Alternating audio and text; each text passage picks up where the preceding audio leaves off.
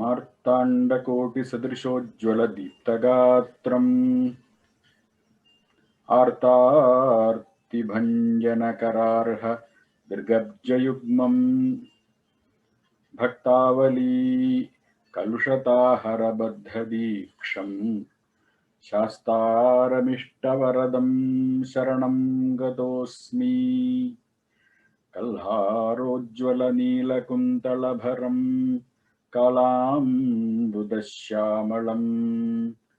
कर्पूराकलिताभिरामवपुषं कुन्तेन्दुबिम्बाननं श्रीदण्डाङ्कुशपाशशूलविलसत् पाणिं मदान्धद्विपारूढं शत्रुविमर्दनम् हृदि महाशास्तारमाद्यं भजे। तेजोमण्डलमध्यगं त्रिनयनं दिव्याम्बरालङ्कृतं देवं पुष्पशरेक्षुचापविलसत् माणिक्यपात्राभयं बिभ्राणं करपङ्कजैः मदगजस्कन्धाधिरूढं विभुं शास्तारं शरणं नमामि सततं त्रैलोक्यसम्मोहनं सुश्यामकोमलविशालतनुं विचित्रं वासोवसानमरुणोत्पलदामहस्तम् उत्तुङ्गरत्नमुकुटं कुटिलाग्रकेशं शास्तारमिष्टवरदं शरणं प्रपद्ये। ध्यायेदुमापतिरमापतिभाग्यपुत्रं वेत्रोज्ज्वलत्करतलं भसिताभिरामं विश्वैकवश्यवपुषं मृगया विनोदम् वाञ्छानुरूपफलदं वरभूतनाथं शास्तेति केचित् कतिचित् कुमारः स्वामीति मातेति पितेति भक्त्या यं प्रार्थयन्ते जगदीशितारम्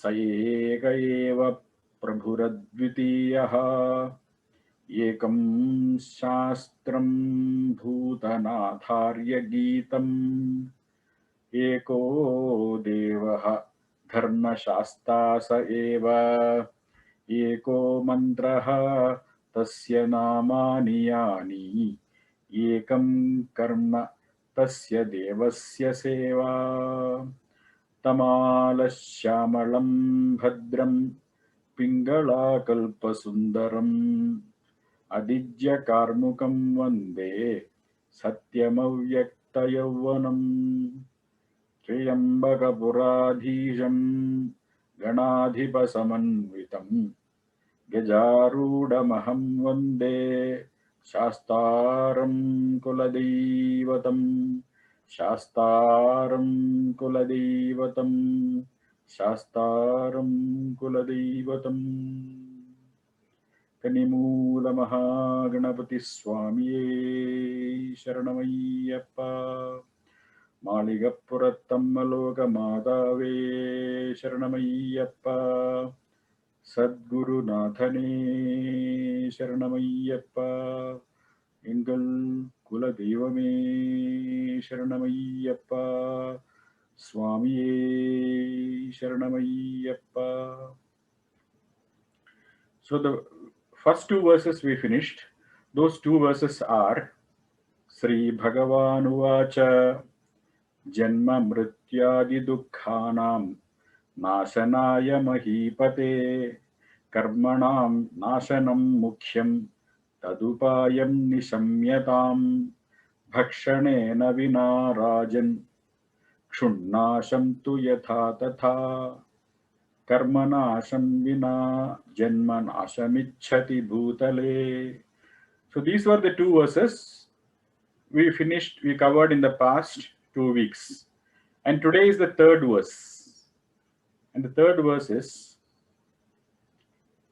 Karma Janmani Samleenam Madhuryam Sugule Yatha लीयते चेद् यस्य चित्तं ब्रह्मण्यपि महामते तस्य कर्माणि नश्यन्ति विद्धि पार्थिव सत्तमा.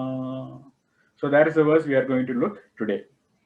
The Padacheda, the way to break this word, that goes like this.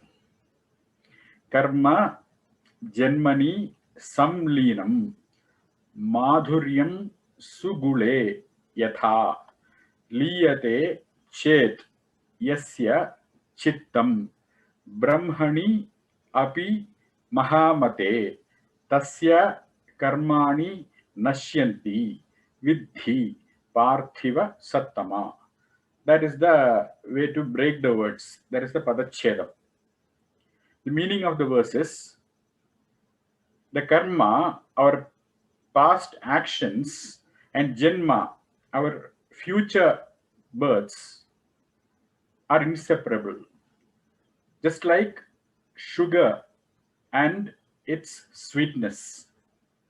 And when the mind resolves in Bhagavan, in Brahman, through enquiry, all karmas, O king, are resolved. So that is the overall meaning of the verse. So what do you mean by the karmas? Karmani, that is equal to sarva karmani. And there is one common factor, one samanya karanam in all actions. And that is chittam, or the mind. Mind or chittam means jnanam. So chittam or mind or manas is equal to viveka jnanam. That is a special meaning, the contextual meaning here in this context. Mind is equal to knowledge. And what do you mean by viveka jnanam? Karmadau akarma darshanam. Seeking akarma in karma and karma in akarma. Karmani akarma darshanam. That is called viveka jnanam. Through that, one should renounce all the actions, or one renounces all the actions, including the past karmas. So this is the meaning of chittam. And thus, having internally renounced through knowledge, this person remains or lives his life very cheerfully, very comfortably, and relaxedly. So does it mean that he renounces his day-to-day activities, his nitya karma? No, not at all. The nitya karma or swadharma can never be renounced. Therefore, he will continue to do the dharma, the duties, the daily actions, for which he is duty bound, and he will never abdicate them, never renounce them. Then, what does Ayyappa mean? What does Bhagavan say in this Bhutanada Gita? Tasya karmani nashyanti. When he says that, Bhagavan is pointing out to a certain mindset. A certain mindset is pointed out here. And what is that mindset? Yatha liyate ched yasya chittam brahmani. Asya chittam, this mind of his, yada, when brahmani liyate, when the mind resolves in Bhagavan, or when it surrenders to Bhagavan. When you say that Swami Sharanamayyappa, that means you are surrendering mentally with your chittam. And when you do that by Bhagavan's grace, there occurs this mindset born of Viveka. Then these karmas, which are going to be in the physical level, the actions, that will continue, and that has to continue. Because ahankara is associated with Swadharma, one's duties. Without that sense of I, you cannot perform action. So Ahankara will do its Swadharma. But who is this I? Who is this doer of the action?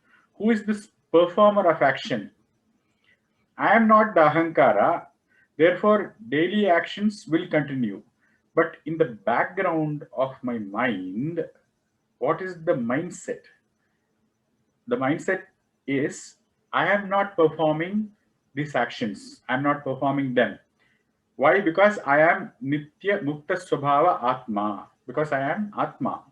Therefore, renunciation of karma is not a physical renunciation. Physically, you don't give up actions, but renunciation is karma abhimana tyaga. It is not karma tyaga, but you just give up the ego.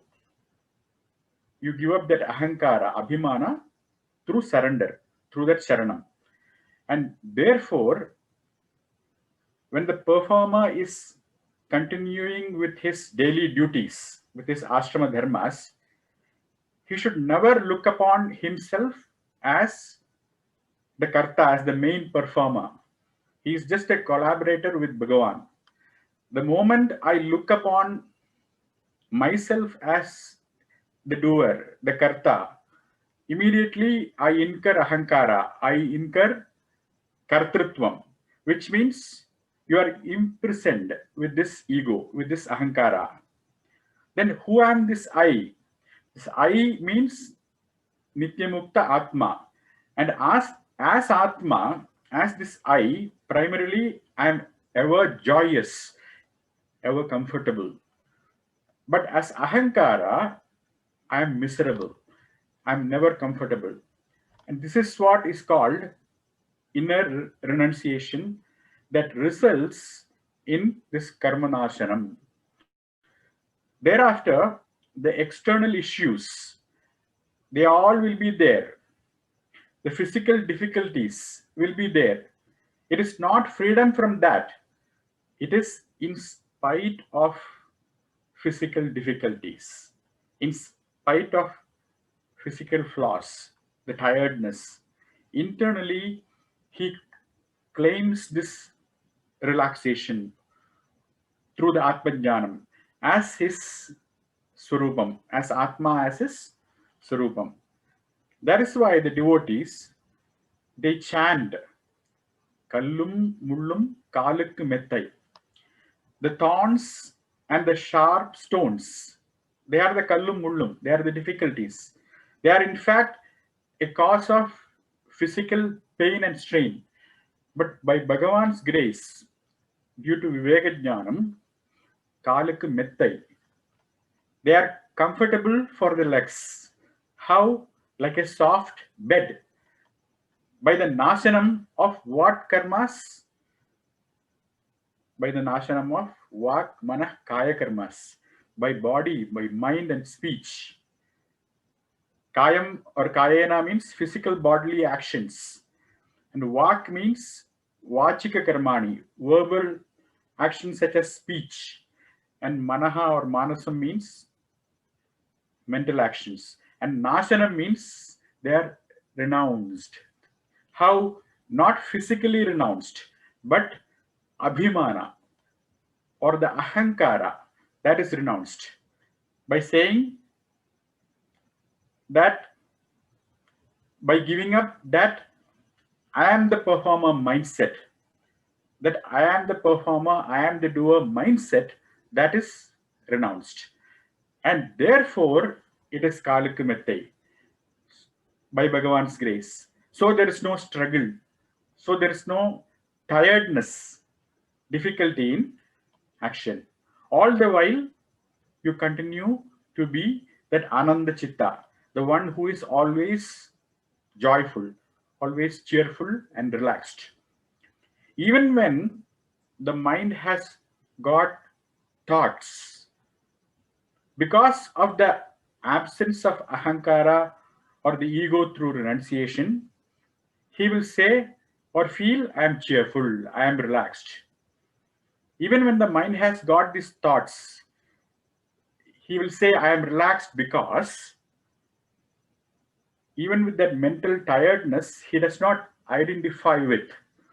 He will stay away from that identification as the relaxed core Atma. In spite of that self talk, in spite of that constant mental chatter, the constant self talk of the mind, of which he is not bothered. Therefore, he is Ananda Chittan. And how is his Chittam having this Anandam? Due to his cognitive understanding, due to the understanding that by Surupa he is Atma. So, due to this understanding, he gains this Atma Shanti. He is ever Shanta in spite of the external physical bodily problems. By claiming this Atma Shanti, he is Shanta. And because of Mano, Vak, Kaya, Ashanti is not my Ashanti, therefore I am Nitishanta. Therefore I am Ananda Chittan. Means this claiming this Atma Shanti or Atmananda through this understanding. That's why here Bhagavan Ayyappa uses a very interesting simile, an example, an upama to demonstrate how karma has become so mixed up. He uses this upama or simile of madhuryam sugule yatha, saying just like sugar is inseparable from sweetness. Madhuryam means madhurata, means sweetness. Gulam means guda. Like while explaining the word pandalam, which we said Pandyan idam is pandalam, the da has become la. Similarly, here guda has become gula. Guda means jaggery, sharkara, the sweet, and madhuryam is sweetness. Just like sweetness and sugar are inseparable, this ego and ourself, Atma, has become inseparable. That's what Bhagavan is saying. If you look at that ego, if you look at this abhimanam or ahankara, you can see that it identifies with almost any type of activity or any type of role you are playing.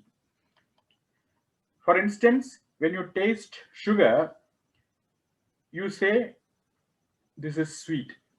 When you taste a salty substance, when you taste salt, you say it is salty.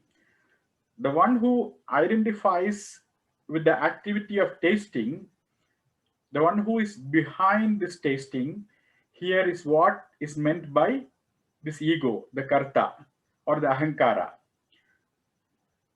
So they say that give up ahankara. It's a very common thing to say that one should surrender one's ego to Bhagavan without even understanding what Bhagavan is, what this Bhagavat Tattvam is, and what is the meaning of Sharanam, or what is meant by surrender. So first of all, I do not know who or what Bhagavat Tattvam is, or who Bhagavan is. And if I don't know what that is, why should I give up my only comfort, my space, my ahankara, my ego to Ayyappa? Why should I do that? And what is it that I shall gain by that giving up of ego, by that sharanam, by that surrender? If you answer me, if I'm given the answer, Ellam kittum, you will gain everything. Then the next natural question is, if I am going to surrender myself, who is left behind to receive the gifts, to receive what is given? Because I am already giving up myself. Once I have surrendered my ego, I am reduced to nothing. If the ego is absent, who is there to get anything? As a result, that type of surrender is not possible. It is of no avail. Moreover, what is this ego that is being surrendered to Bhagavan? Evidently, that ego is this I, which means the ego that is I alone has to be surrendered. And how can that I, the ego, surrender itself? You can only surrender, give that you have under your possession. But ego is not you under your possession. Ego is yourself. How then are we going to surrender ourselves to Bhagavan? So here the key is to understand what this Sharanam is, or what this surrender is all about. Surrender is here a certain orientation. It's a right, mellowed, graceful mindset, an attitude. There is no other surrender than this cognitive recognition. Surrender, as in the sense of submission or neglect or it is not possible for the ego simply because it is quite impossible for the ego to annihilate itself, to surrender itself. It's not possible. But with an orientation, with a change of attitude, with a right, mellowed, graceful attitude of surrender, I can subjugate this ego. I can see it as a fact that there is nothing in this universe that is controlled by me, because the entire universe is controlled by Shasta. The word Shasta means to control. The word Shasta originates from the Sanskrit root or dhatu, the infinitive Shas Anushasane, meaning to control. So Shasta is the one who controls. So it is Bhagavan who is the real controller of this universe. And that recognition is Sharanam. That brings about a cognitive shift, a graceful change in my attitude. And as a result, surrender is this change of mindset. Then, how does one get rid of this karma? Only by getting rid of this ahankara, by getting rid of this abhimanam, by avoiding to look upon, by avoiding looking upon oneself, himself as the karta or the doer or the performer of actions. Now, if surrender in the form of this cognitive change in one's attitude is not possible, how is one going to do away with abhimanam? Because while discarding away everything else, the ego always expresses itself in one way or other, because it cannot do away by itself, as we saw. It remains to say things like, my left hand does not know what my right hand does. I'm a great giver. And someone who actually doesn't say so much in so many words will think that I don't want to say because I don't want to show off. They even say we don't want or need not study anything, any Shastram, because we already live an honest life and we don't require anything more. Likewise, this ego knows very well how to endure and safeguard its self-interests and carry out itself in various ways. So this ego, this abhimana, this tendency to look upon oneself as the performer, as the karta, as the doer will persist. It cannot be subjugated other than by the one who addresses this core issue by vichara, by an exploration into the nature of this ahankara, the nature of this ego, this I. And when this unique inquiry is made, when the question, who am I? Koham. When this unique inquiry is made, the very existence of this abhimana, the very existence of ahankara or this ego becomes very difficult. Why? Because the ego, the karta, the doer is really a pretender, a projection. And by inquiry, to the one who is aware of this ego, the nature of the ego is revealed to be the projection of that very awareness, wherein the concept of kartrutvam or doership resolves. That is why we call Bhagavan as Bodhaswarupa. We say that one whose nature is Bodha or awareness. The awareness is Bhagavan himself. The meaning of the word awareness does not become an object of awareness. For example, when one hears the word Shabarimala or Shabarigiri or mountain, one is aware of the meaning of the word mountain. But when one hears the word awareness, the meaning of the word does not become an object of awareness. That awareness is oneself, the very person who is aware. And thus, this enquiry, this aids the mind, the chittam, in retaining itself in the self, in Brahman, in Bhagavan. And this is what Ayyappan Dharmashastra is pointing out to the King Rajashekhara by saying, Liyade chet yasya chittam brahmanyapi mahamate. So when the mind or the abhimana, the ego, the ahankara liyate, it resolves in Brahman. When it resolves in Bhagavan through inquiry, then tasya karmani, all his karmas nashyanti. O King, Parthiva Satama, O King, that karmas are resolved in Bhagavan.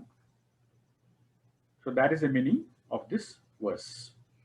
Swasti prajabhyah paripalayantam nyayena margena mahim mahisha go brahmanebhyah shubhamastu nityam loka samasta sukino bhavantu sarve bhavantu sukinah sarve santu niramayah sarve bhadrani pashyantu ma kaschit dukkha bhag bhavet. Om Shanti Shanti Shanti.